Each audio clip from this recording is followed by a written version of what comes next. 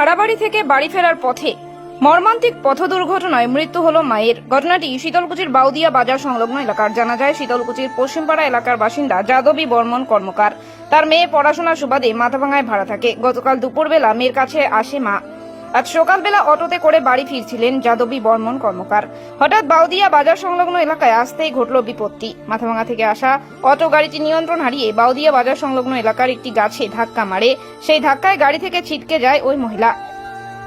ঘটনাস্থলেই নাক মুখ দিয়ে অঝরে রক্ত ঝরতে থাকে যাদবীর। তা দেখে স্থানীয়রা দ্রুত ছুটে এসে আহত ওই মহিলাকে চিকিৎসার জন্য মাথাভাঙা মহকুমা হাসপাতালে নিয়ে যাওয়া হয়। সেখানেই তার মৃত্যু হয় বলে সূত্র মারফত জানা গিয়েছে। তবে এ ধরনের ঘটনায় ব্যাপক চাঞ্চল্য ছড়িয়েছে শীতলকুচিতে। এই বিষয়ে স্থানীয় বাসিন্দা রঞ্জিত শীল শর্মা বলেন, সকালবেলা চা খেয়ে বাড়ি থেকে বেরোবে, হঠাৎ একটি বিকট শব্দ শুনতে পারি।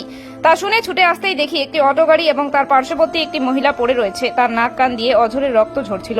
পরবর্তীতে তাকে উদ্ধার করে অ্যাম্বুলেন্সে করে মাথাভাঙা মহকুমা হাসপাতালে নিয়ে যাওয়া হয়। সেখানেই তার মৃত্যু হয় বলে রঞ্জিত শীল শর্মা জানান। খবর পেয়ে ঘটনাস্থলে পৌঁছায় শীতলকুচি থানার পুলিশ। পুলিশ ঘাতক গাড়িটিকে থানায় নিয়ে আসে। এই বিষয়ে পুলিশ জানায়, ঘটনা তদন্ত চলছে। মাথাভাঙা থেকে আবির সিংহের রিপোর্ট, বিকল্প দৃষ্টি সংবাদ মাধ্যম। এখানে কি ঘটেছিল?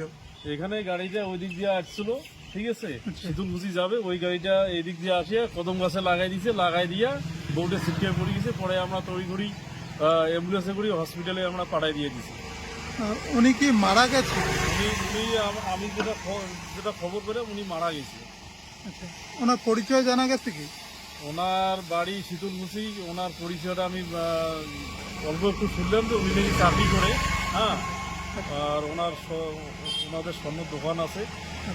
আর পরে আমি যেটা খবর শুনলাম সেটা হচ্ছে মানে ওর মেয়ে হসপিটালে ইয়াতে থাকে আপনার শীতলকুচি থেকেই মানে গেছি বেটির ওখানে, হ্যাঁ, ওখানে যাওয়া মানে হোটেলে থাকে ওর মেয়ে, হ্যাঁ, পড়াশোনা করে। হ্যাঁ, পড়াশোনা করে। আচ্ছা, পড়ার পরে তারপরে ওর মেয়ে বলছে যে মা আজকে থাকো, কালকে তুমি সকালে যাইও। পরে ওর মা হয়তো অটোতে আসতেছিল, আসার পরে এতটুকু মানে এইখানে দুর্ঘটনা ঘটে গেল। কটা নাগাদ এই ঘটনাটা? এটা আটটা সকাল 8টা বাজে। আপনি তো তখন কাজ করছিলেন? আমি এখানে কাজ করতেছি। অটোটা কি দ্রুত গতিতে ছিল না আস্তে ছিল? অটোটা স্পিডে ছিল। স্পিডে না থাকলে তো এরকম ঘটনা হবে না। অটোতে কতজন ছিল? হবে 3-4 জন হবে। আহত কতজন হয়েছে? আহত 2 জন। আর মৃত্যু আর অটো গাড়িটি কি পুলিশ নিয়ে গেছে? অটো গাড়িটা নিয়ে গেছে নাকি সেটা আমি বলতে পারলাম না, ঠিক আছে। পুলিশ প্রশাসন আসে নাই ঘটনাস্থলে? পুলিশ আসি এখানে ইনকোয়ারি করে গেল।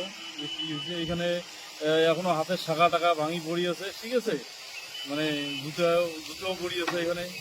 পরে এখানে অনেক লোক হওয়ার পরে আমরা পরে তৈরি করি অ্যাম্বুলেন্স আসলো, মাথামা থেকে অ্যাম্বুলেন্সটা আসতেছিল, ওইটাতে আমি অফিস দিলাম। কি নাম আপনার? আমার নাম কৃষ্ণ মোহন। এই জায়গাটার নাম বাউদিয়া বাজার, বড় ঠান্ডা থেকে আমি বাড়িতে ছিলাম, ঠিক আছে, চাটা খেয়ে রাস্তায় বেরোবো, হ্যাঁ, একটা শব্দ হলো আর কি, হাসপাতাল শব্দ হলো, দৌড় দিয়ে আসলেন।